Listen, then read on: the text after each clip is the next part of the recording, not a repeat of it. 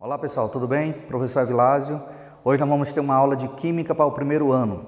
O tema da nossa aula é dando seguimento à nossa primeira videoaula. Então hoje nós vamos continuar falando um pouquinho mais sobre radioatividade. Bom, na nossa última aula, vocês viram que a radioatividade era um evento tipicamente nuclear, mas que nem todo elemento químico, que apresenta núcleo, obviamente, é capaz de ser chamado de elemento radioativo. O principal fator que determina se um elemento é radioativo ou não é exatamente aquele isótopo mais abundante daquele elemento, se for radioativo na natureza. Viram também na aula passada que a radioatividade ela pode ser um evento tipicamente artificial ou natural. Artificial, quando você tem a presença de elementos químicos emitindo radiação ou durante um exame médico, como por exemplo ressonância magnética, tomografia computadorizada, ou quando você apresenta-se contato com materiais radioativos na natureza de um modo geral, da qual você não tem controle. No caso da radioatividade natural, é aquela que está diretamente ligada aos eventos naturais, como por exemplo, emissão de radiação cósmica, luminosidade vinda do Sol. Então, essa radiação ela é de fonte natural. Viram também na aula passada que a capacidade de emitir radiação por parte de um núcleo atômico ela faz com que ocorra a saída de determinadas partículas ou ondas eletromagnéticas do núcleo desse átomo. Entre essas principais emissões radioativas, nós destacamos 3 na aula passada: a emissão alfa, a emissão beta e a emissão gama. Na nossa aula anterior, vocês viram exatamente as principais propriedades e a natureza de cada uma dessas radiações. Radiação alfa positiva, radiação beta negativa, radiação gama sem cargas. Viram também a representação esquemática de cada uma dessas emissões radioativas.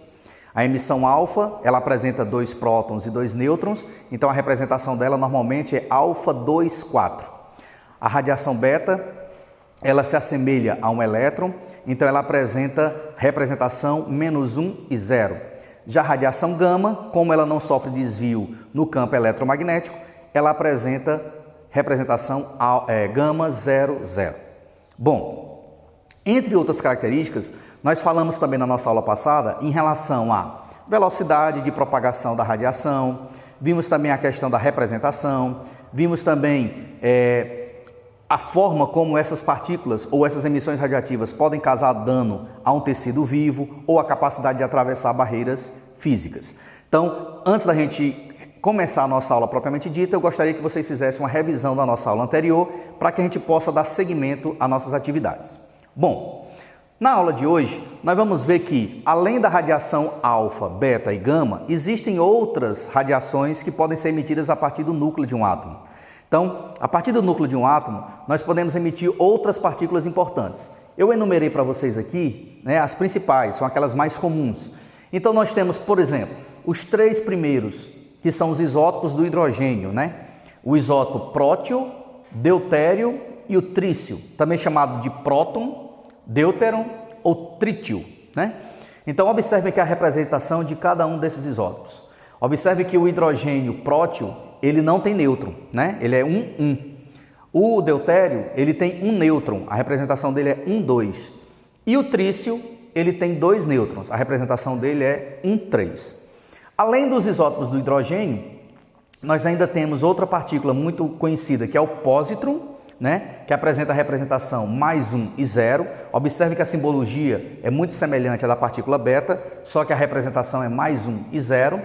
Nós temos o próton, propriamente dito, que é igual ao prótio, Então, a representação do próton, 1 e 1.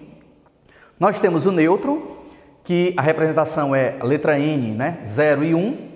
Nós temos o elétron, -1 e 0, e nós temos o neutrino, que a representação dele é semelhante à da radiação gama, que é energia, então 0 e 0, tá certo? Bom, talvez surja uma dúvida na cabeça do meu aluno. Professor, mas o senhor disse que a radioatividade é um evento nuclear. Se é um evento nuclear, são partículas do núcleo do átomo. Então, o que tem a ver o elétron aqui como sendo uma partícula ou uma emissão radioativa? Bom, eu não sei se meus alunos estão lembrados, mas vocês viram nas aulas anteriores, em sala de aula, de que o elétron, durante a evolução do estudo dos modelos atômicos, o elétron ele se comportava ora como onda, ora como partícula subatômica. Então, esse comportamento onda-partícula do elétron é que nos permite citar o elétron aqui como uma emissão radioativa. Mas o elétron, volto a repetir, ele está localizado na eletrosfera do átomo, ele é uma partícula da eletrosfera. Mas como ele pode se comportar como onda ou como partícula, então a gente pode considerar também o elétron como sendo uma emissão radioativa. Tudo bem?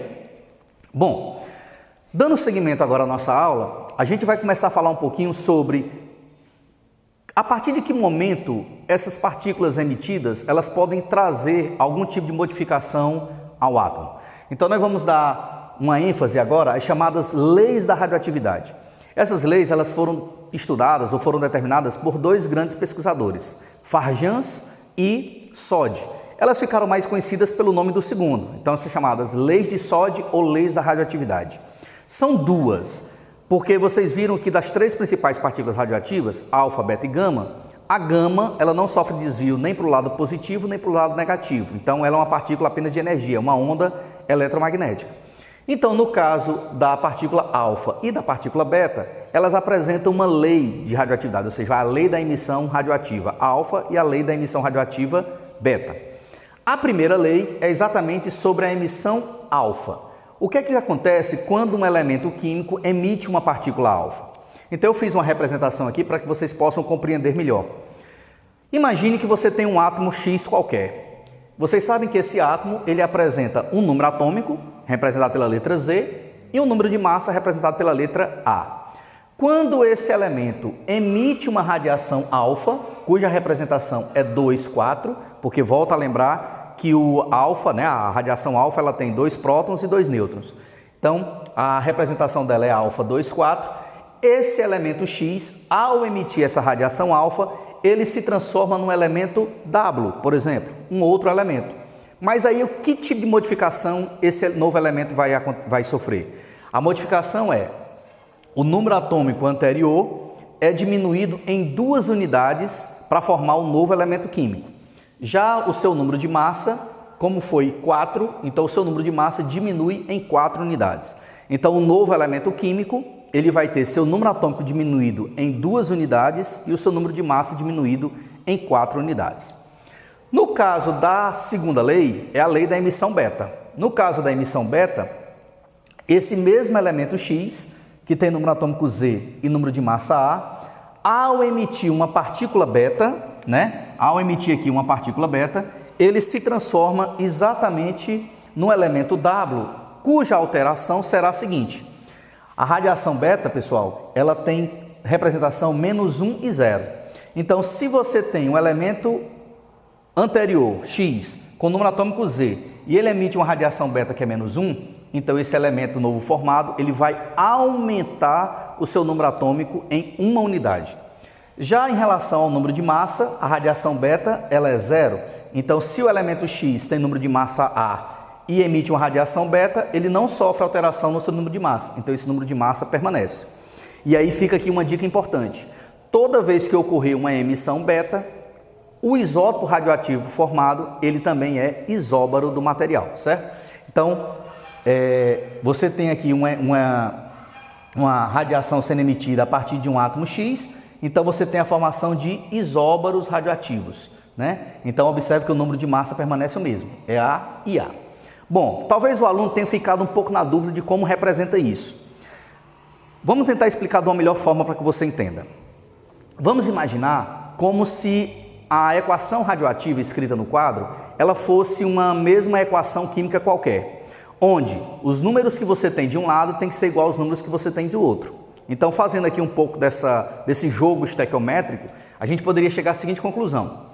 Se do lado dos reagentes a minha massa é A e do lado dos meus produtos eu tenho 2 massas diferentes, 4 e A menos 4, a soma dessas duas tem que ser igual à soma da massa anterior. Então, A menos 4 com mais 4, esse 4 cancela com esse menos 4, então sobra apenas o A. Já do lado do número de prótons, é a mesma coisa. Aqui eu tenho 2 e aqui é Z menos 2. Se eu somar esses dois, eu vou obter o Z anterior, certo? Então, você vai ter Z menos 2 mais 2, você vai ter o Z. Do mesmo jeito é aqui. Desse lado dos reagentes, você tem o número de massa A. Do lado dos produtos, nós temos A e 0. Então, A e 0, somando os dois, vai dar o A. Do mesmo jeito é aqui, menos 1 e Z mais 1. Quando eu somar esses dois, menos 1 com Z mais 1, eu vou obter o Z. Tá certo? Então, agora no nosso segmento de aula, a gente vai dar um exemplo de como se aplica isso na prática. Então, a gente agora vai fazer a aplicação das leis da radioatividade, né? As leis de Soddy. Lembrando que são duas, né? A lei da emissão alfa e a lei da emissão beta. Então, vamos para uma aplicação prática aqui. Bom, vamos supor que você tenha ou se depare com uma equação radioativa desse tipo, onde você tem aqui um emissor radioativo, que no caso aqui é o átomo de urânio. Observe que ele está antes da seta, então ele seria o nosso reagente, né? Então você tem aqui o átomo de urânio, número atômico 92 e massa 238. Ele está emitindo um X números de partículas alfa e um Y número de partículas beta. Lembrando que a representação da alfa e da beta são exatamente essas que estão aqui no quadro para vocês. E se transforma no final no elemento chumbo, cujo número atômico é 82 e a massa 206. Então, como é que a gente resolve uma situação como essa? Então, observem que eu tenho X partículas alfa e Y partículas beta que foram emitidas de formas sucessivas. Eu não sei se foi alfa, alfa, alfa, alfa, beta, beta, beta, ou se foi uma questão alternada, alfa, beta, beta, alfa e assim por diante. Isso aí não vai nos importar nesse primeiro momento, saber a sequência com que essas emissões foram dadas.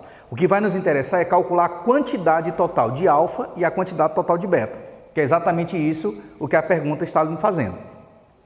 Para isso, a gente vai lembrar de dois detalhes importantes.